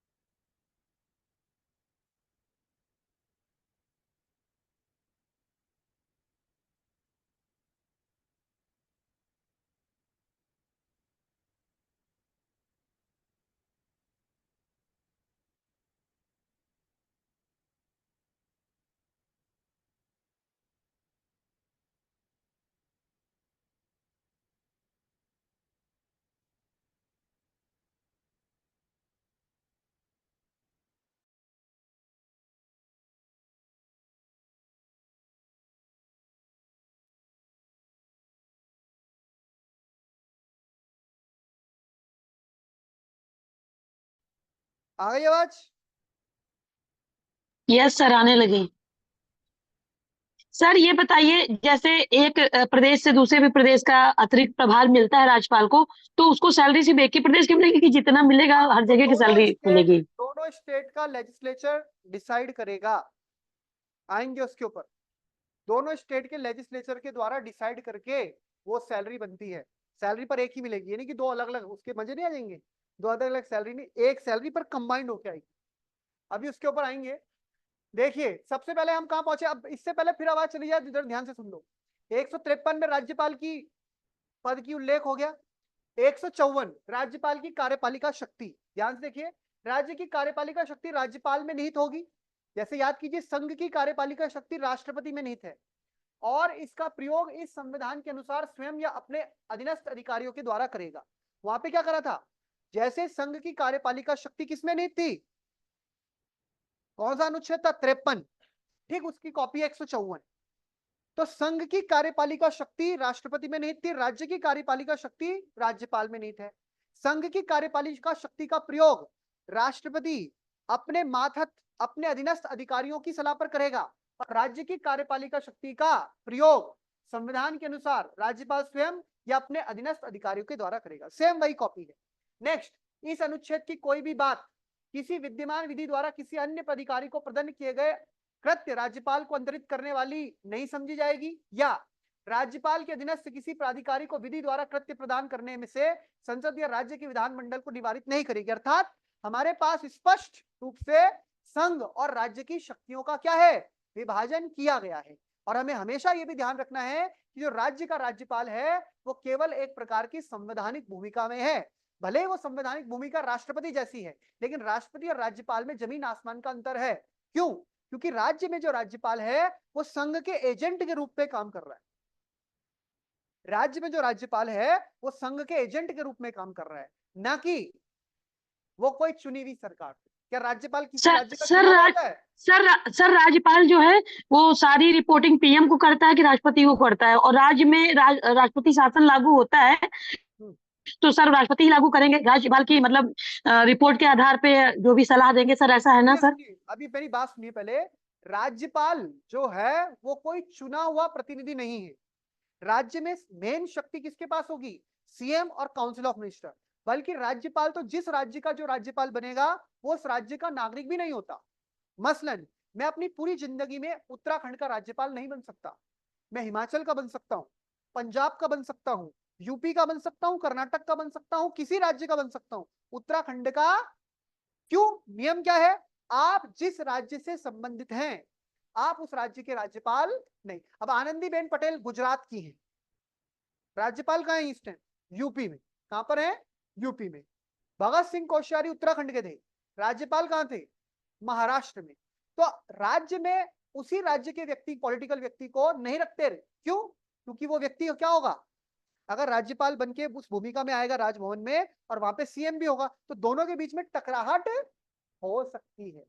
राज्य की राजनीति में काफी ज्यादा क्या हो सकता है, नुकसान हो सकता है, सरकार की कार्यशैली पे प्रभाव पड़ सकता है। हम एक समय पर दो दो सत्ता के केंद्र नहीं रख सकते ना, कि सीएम भी इलेक्टेड और राज्यपाल भी इलेक्टेड हो। इसीलिए हमेशा ध्यान रखना, हम बार बार बोल रहे हैं कि भले ही राष्ट्रपति के बराबर है राज्यपाल, राज्य में उसी भूमिका में है, लेकिन ध्यान रखे राज्यपाल का कभी भी चुनाव नहीं होता, जबकि राष्ट्रपति का चुनाव होता है। राष्ट्रपति का पद स्थायी है 5 साल, राज्यपाल का भी पद 5 साल के लिए होता है, लेकिन राज्यपाल को 5 साल से पहले कभी भी हटाया जा सकता है, ट्रांसफर किया जा सकता है। कौन करेगा? राष्ट्रपति। राष्ट्रपति कैसे करेगा? फिर वही बात, राष्ट्रपति को सलाह दी जाएगी। कौन देगा सलाह? मंत्री परिषद, प्रधानमंत्री। यानी कि एक बात के लिए जो सीमा जी बोल रही है कि राज्यपाल गवर्नर सेंटर का एजेंट है राज्य में, ये बात बिल्कुल सही है। यानी गवर्नर को भेजता कौन है? Centre government. और वो सारी मामलों की जानकारी कहां देता है? सेंटर को देता है। राज्य की जो भी कार्य चल रहा है, राज्य की जो भी एडमिनिस्ट्रेशन चल रहा है डे टू डे, उसके संबंध में वो कॉन्स्टिट्यूशनली चल रहा है नहीं चल रहा है, they gives the information to the president of India. याद रहेगी बात? बात समझ में आ रही है? तो ये आपको ध्यान रखना। अब आप देखिए राज्यपाल की नियुक्ति, राज्य के राज्यपाल को राष्ट्रपति अपने हस्ताक्षर और मुद्रा सहित अधिपत्र द्वारा नियुक्त करेगा। तो प्रश्न देखिए, राष्ट्रपति का होता है निर्वाचन, उपराष्ट्रपति का भी होता है निर्वाचन, सांसदों विधायकों का भी होता है निर्वाचन, कुछ सांसदों का होता है मनोनयन, राज्यसभा में 12, पहले 2 एंग्लो इंडियन लोकसभा में, लेकिन खुद कुछ पदों में होती है नियुक्ति। जैसे प्रधानमंत्री और मंत्रिपरिषद की क्या होती है? नियुक्ति। राज्यपाल की भी क्या होती है? नियुक्ति।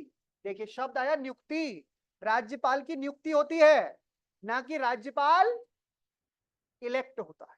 जबकि राष्ट्रपति क्या होता है? इलेक्ट होता है। और राष्ट्रपति के इलेक्शन में सेंटर की भूमिका भी है और स्टेट की भूमिका। राज्यपाल में सीधा सेंटर से ऑर्डर आना है, मतलब राष्ट्रपति भवन से ऑर्डर आना है और राज्यपाल नियुक्त हो जाएगा। राज्यपाल की पदावधि, राज्यपाल राष्ट्रपति के प्रसाद पर्यंत पद धारण करेगा, यानी राज्यपाल के लिए कोई फिक्स्ड टर्म 5 साल, बहुत ही होता है, कोई कोई राज्यपाल 5 साल पूरे भी कर ले, अच्छे हैं उसके सेंटर के साथ टर्म्स, राज्य सरकार के साथ भी उसकी ठीक बन रही है। अदरवाइज तो राज्यपाल आप देखो 2-2, 2.5-2.5, 3-3 साल में। अभी उत्तराखंड में हमारी राज्यपाल थी उत्तर प्रदेश से बेबी रानी मौर्य, जानते हैं? बेबी रानी मौर्य उत्तराखंड की राज्यपाल थी और उत्तर प्रदेश में ये आगरा का जो क्षेत्र है वहां से आती हैं और जो है एक बड़ी लीडर थी उत्तर प्रदेश में। लेकिन 2022 में जब चुनाव आए थे, उत्तराखंड में भी आए थे, यूपी में भी आए थे, और उत्तर प्रदेश में समीकरण पूरा साधना पड़ता है। उत्तर प्रदेश में जो मौर्य जाति है, मौर्य जो है इनका अच्छा खासा वोट बैंक है, मौर्य समाज को लेकर काफी ज्यादा वोट बैंक है उनका। तो क्या किया, अभी आपको याद होगा उत्तर प्रदेश के डिप्टी सीएम भी है कौन, केशव प्रसाद मौर्य। पहले वो सीएम बनने के चांस थे लेकिन उस टाइम सीएम योगी आदित्यनाथ बन गए। अभी आजकल आपको पता होगा केशव प्रसाद मौर्य और योगी आदित्यनाथ के बीच संबंध सही नहीं चल रहे। कल ही केशव प्रसाद मौर्य की मुलाकात हुई है किससे, जेपी नड्डा से, और हो सकता है अभी वो डिप्टी सीएम का पद छोड़ के यूपी भाजपा के अध्यक्ष बन जाए, कुछ भी हो सकता है। तो ये जो मौर्य हैं, हमारे यहाँ पे भी मौर्य राज्यपाल थी, कौन थी वो राज्यपाल, बेबी रानी मौर्य। कहाँ की राज्यपाल थी, उत्तराखंड की। कहां से थी मूल रूप से, उत्तर प्रदेश से, क्योंकि अपने राज्य का ही व्यक्ति अपने राज्य में राज्यपाल नहीं होता। 2022 में इनको इस्तीफा दिलवाया गया और 2022 में ये इस्तीफा देके कहां चली गई वापस, यूपी, और यूपी में इनसे विधायक का चुनाव लड़वाया गया। क्या लड़वाया गया, अभी ये यूपी सरकार में मंत्री, देखो राज्यपाल थी और आज क्या है यूपी सरकार में, उत्तराखंड में राज्यपाल थी। तो क्या उनका कोई टर्म फिक्स था, उनको ज्यादा समय भी नहीं हुआ था, ये राज्यपाल बनी। फिर अगस्त सितंबर के बाद में आगे यहाँ पे गुरमीत सिंह साहब जो अभी है हमारे राज्यपाल, कौन है, गुरमीत सिंह। तो यहाँ पर राज्यपाल चेंज हो गए। तो कहने का मतलब क्या है, राज्यपाल का कार्यकाल कब तक चलेगा, जब तक राष्ट्रपति का प्रसाद उसको, और राष्ट्रपति का प्रसाद कब तक मिलता रहेगा, जब तक प्रधानमंत्री और मंत्रिपरिषद की इच्छा होगी। तो जहां लिखा जाए प्रसाद मिलेगा राष्ट्रपति का, तो समझ जाओ ये प्रसाद राष्ट्रपति का तो बोलने के लिए है, ये प्रसाद वास्तव में सर एक क्वेश्चन है, सर एक क्वेश्चन ये है कि केंद्र शासित प्रदेश में मुख्यमंत्री की नियुक्ति राष्ट्रपति द्वारा की जाती है, तो सर क्या वहां पे राज्यपाल नहीं होते कि होते हैं, मुझे ये जानना है। केंद्र शासित प्रदेश की तो अभी हमने बात ही नहीं की मैडम। केंद्र शासित प्रदेश में तो एडमिनिस्ट्रेटर भी होगा, केंद्र शासित प्रदेश में एलजी भी होगा, वहां पर इसी पोस्ट का नाम बदल जाएगा। लेकिन उसमें जब हम आएंगे तब बताएंगे ना आपको कि एलजी क्या होता है। दिल्ली में नहीं पढ़ते आप कि दिल्ली में एलजी और सीएम की नहीं बन रही, तो दिल्ली क्या है, केंद्र शासित प्रदेश है। एडमिनिस्ट्रेटर, प्रशासक, एलजी, लेफ्टिनेंट गवर्नर, तो वो गवर्नर जैसी ही भूमिका में होते हैं लेकिन पद का नाम बदल जाता है। तो जब हम केंद्र शासित प्रदेश में आएंगे तो उसकी बात करेंगे। अभी हम राज्य की राज्यपाल कर रहे हैं जो फुल टाइम एक स्टेट है, जैसे उत्तराखंड है, पंजाब है, हरियाणा है, गुजरात है, महाराष्ट्र है, यहां पर जो प्रॉपर है वो क्या होंगे, राज्यपाल। तो उन राज्यपालों को देख रहे हैं। अभी जम्मू कश्मीर में क्या सिस्टम चल रहा है, वहां सीएम नहीं है। लद्दाख में क्या चल रहा है, दमन दीव दादरा नगर हवेली, वो यूटी की बात अलग होगी। तो राज्यपाल राष्ट्रपति को संबोधित अपने हस्ताक्षर सहित लेख द्वारा अपना त्याग पत्र दे सकते, यानी राज्यपाल अगर अपना त्याग पत्र देगा तो उसी को देगा जिसने उसको नियुक्त किया है, और लिखित में, रिटर्न में अपना त्याग पत्र किसको देगा, तो याद रखना है राज्यपाल की नियुक्ति होती है राष्ट्रपति द्वारा, प्रसाद पर्यंत तक उनके ही रहता है पद पे, और उनका त्याग पत्र भी किसको जाता है, राष्ट्रपति को ही जाता है। इस अनुच्छेद के पूर्वगामी बंधों के अधीन रहते हुए राज्यपाल अपने पद ग्रहण की तारीख से 5 वर्ष की अवधि तक पद धारण करेगा, बताया ना मैंने आपको। तो सामान्यतः तो अपना पद धारण करने की अवधि से 5 वर्ष तक वो अपने पद पर रहता है, लेकिन जनरली बात क्या है, अगर उससे पहले ही पूर्वगामी क्या है कि अगर राष्ट्रपति उसे पद से हटा दे तो ऐसा नहीं कि वो ये बोले कि मेरा तो 5 साल का कार्य, उसका कोई फिक्स्ड कार्यकाल नहीं है। जैसे लोकसभा है, लोकसभा का सामान्य कार्यकाल 5 साल है, पर अगर लोकसभा पहले भंग हो जाए तो वो अलग स्थिति है। परंतु राज्यपाल अपने पद की अवधि समाप्त हो जाने के बाद पर भी तब तक पद पर धारण करता रहेगा जब तक कि उसका उत्तराधिकारी अपना पद ग्रहण नहीं कर लेता। तो ये तो राष्ट्रपति में भी था, हर जगह था कि जब तक आपका कोई वो नहीं आ जाता सक्सेसर, तब तक आप उस पद पर बने रहते। अगर प्रधानमंत्री भी है और प्रधानमंत्री ने अपना इस्तीफा दे दिया और नया प्रधानमंत्री चुना जाना है। तो जब तक कि वो व्यक्ति अपना पद धारण नहीं कर लेता, इन्हीं प्रधानमंत्री को बोला जाता है कि आप तब तक प्रधानमंत्री के रूप में अपनी भूमिका निभाइए, केयर टेकर के रूप में। चलिए अब आ जाइए आप, फटाफट से लिखिए इसके बारे में बेटा। हेडिंग डाल दिया आपने राज्यपाल, अब लिखिए फटाफट नियुक्ति, राज्यपाल की नियुक्ति।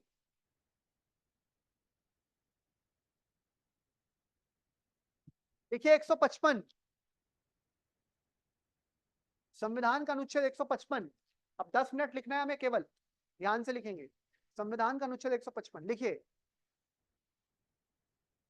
देखिए अनुच्छेद 155 के तहत, अनुच्छेद 155 के तहत राष्ट्रपति, राष्ट्रपति अपने हस्ताक्षर, राष्ट्रपति अपने हस्ताक्षर एवं मुद्रा सहित, हस्ताक्षर एवं मुद्रा सहित, राष्ट्रपति अपने हस्ताक्षर एवं मुद्रा सहित अधिपत्र द्वारा, मुद्रा सहित अधिपत्र द्वारा, मैं बताऊंगा आपको क्या होता है ये, स्टैंप और सील अंडर इज हैंड, अधिपत्र द्वारा राज्यपाल की नियुक्ति करते हैं, राज्यपाल की नियुक्ति करते हैं, राज्यपाल की नियुक्ति करते हैं। लिख दिया, आगे लिखिए।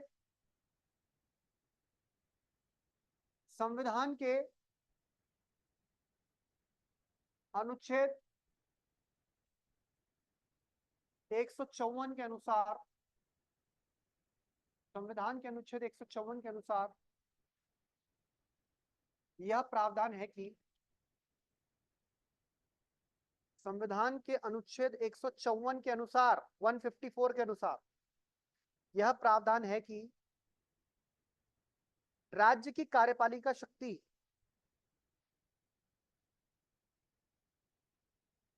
राज्य की कार्यपालिका शक्ति राज्यपाल में निहित होगी,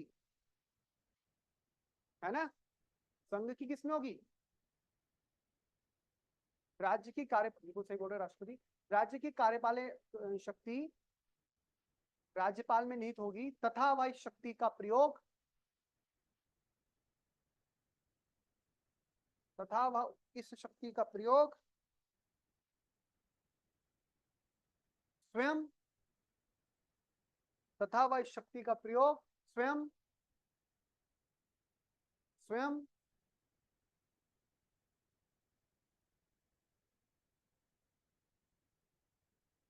अथवा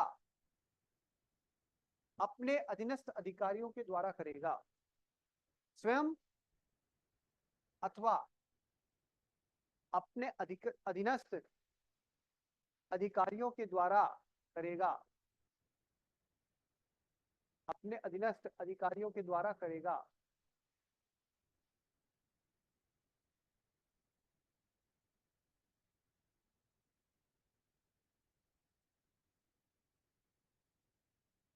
नेक्स्ट,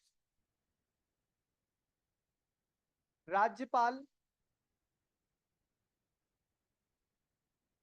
के पद की योग्यता, जिन्हें अर्हताएं भी बोलते हैं, क्वालिफिकेशंस भी बोलते हैं।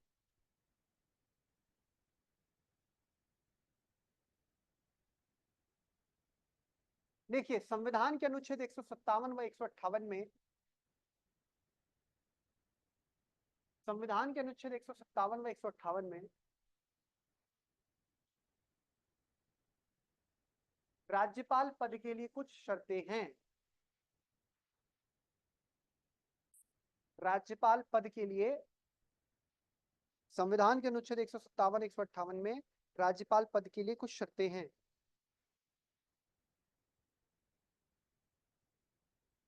जो इस प्रकार है।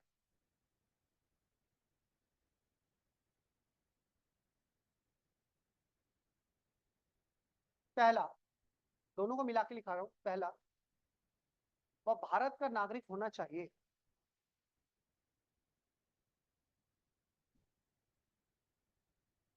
वह भारत का नागरिक होना चाहिए। दूसरा, वह 35 वर्ष की आयु पूरी कर चुका हो। क्या ये दोनों शर्तें राष्ट्रपति में भी थी? क्या ये दोनों शर्तें उपराष्ट्रपति में भी थी? बिल्कुल, तीनों में 35 35 35। प्रधानमंत्री के लिए कोई आयु ही नहीं है, 25 हम निकालते हैं लोकसभा के सांसद के रूप में। ठीक है, कह रहे ठीक है, भारत का नागरिक होना चाहिए। दूसरा, 35 वर्ष की आयु पूरी कर चुका हो।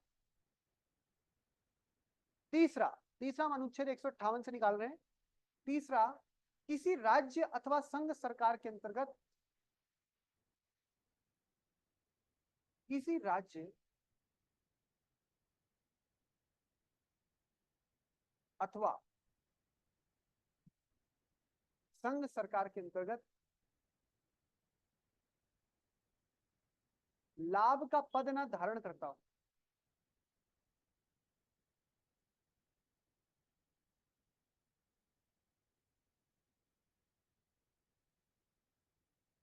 लाभ का पद न धारण करता, यानी या तो सेंट्रल गवर्नमेंट या स्टेट गवर्नमेंट या कहीं भी उसको लाभ का पद पे धारण ना करता हो। लास्ट पॉइंट, वह संसद अथवा विधानसभा का सदस्य नहीं होना चाहिए। वह संसद अथवा विधानसभा का सदस्य नहीं होना चाहिए।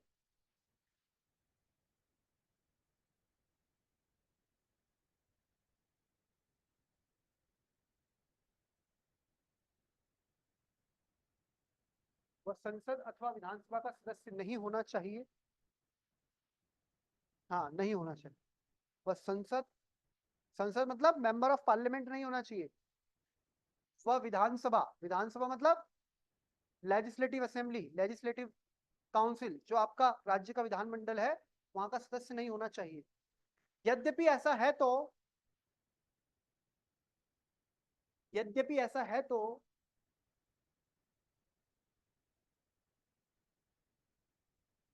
राज्यपाल बनने पर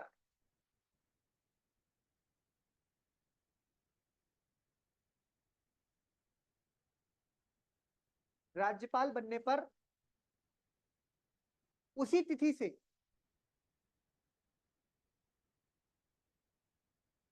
उसी तिथि से उसकी संसद अथवा विधानसभा से सदस्यता, उसी तिथि से उसकी संसद अथवा विधानसभा से सदस्यता, संसद एवं विधानसभा से सदस्यता समाप्त हो जाएगी, समाप्त हो जाएगी, समाप्त हो जाएगी। सीधा लिखो आप कार्यकाल, हेडिंग डालो कार्यकाल।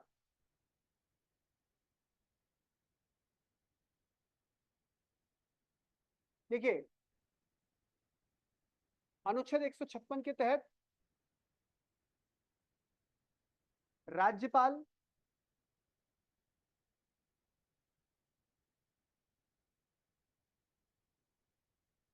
अनुच्छेद 156 के तहत राज्यपाल कौमा राष्ट्रपति के प्रसाद पर्यंत, राज्यपाल कौमा राष्ट्रपति के प्रसाद पर्यंत पद धारण करते हैं।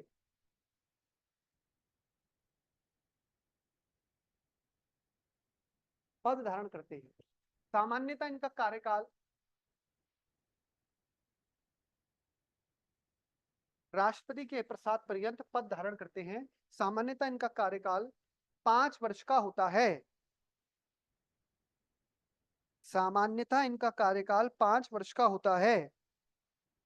परंतु परंतु इससे पूर्व भी, परंतु इससे पूर्व भी वह अपना त्यागपत्र,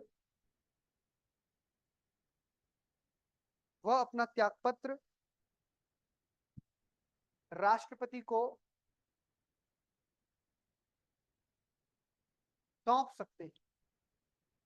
परंतु इससे पूर्व भी वह अपना त्यागपत्र राष्ट्रपति को सौंप सकते हैं। परंतु इससे पूर्व भी अपना त्यागपत्र राष्ट्रपति को सौंप सकते हैं। लास्ट पॉइंट, राज्यपाल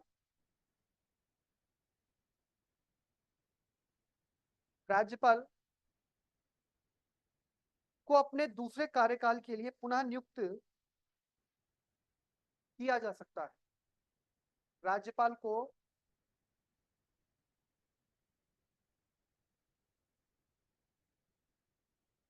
अपने दूसरे कार्यकाल के लिए पुनः नियुक्त किया जा सकता है,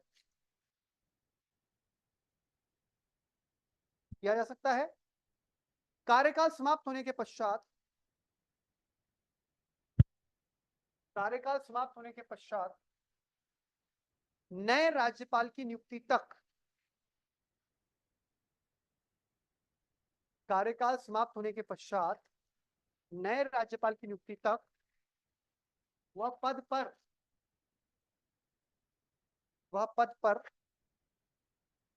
कार्यकाल समाप्त होने के पश्चात नए राज्यपाल की नियुक्ति तक वह पद पर बने रह सकते हैं।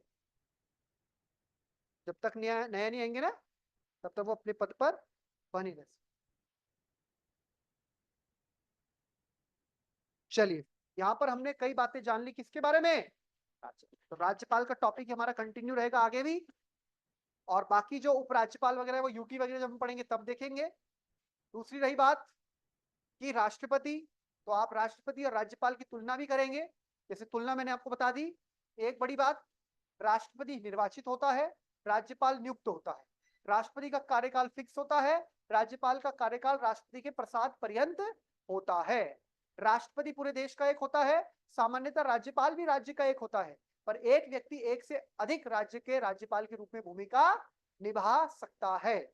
राष्ट्रपति के ऊपर राज्य और केंद्र दोनों का बराबर अधिकार होता है, लेकिन राज्यपाल क्या होता है, राज्यपाल केंद्र के एक अधिकारी के रूप में, केंद्र के एक एजेंट के रूप में राज्यों में भेजा जाता है, जो राज्य के संवैधानिक प्रमुख की भूमिका तो निभाता ही निभाता है, साथ ही साथ राज्य की सारी गतिविधियों की जानकारी केंद्र को उपलब्ध कराता है, साथ ही साथ वह केंद्र और राज्य के बीच में एक सेतु का भी कार्य करता है, पुल का भी कार्य करता है। तो अब आप समझ रहे हैं काफी सारी बातें। चलिए, आज के लिए इतना ही मिलेंगे आपसे बच्चों अगली क्लास में।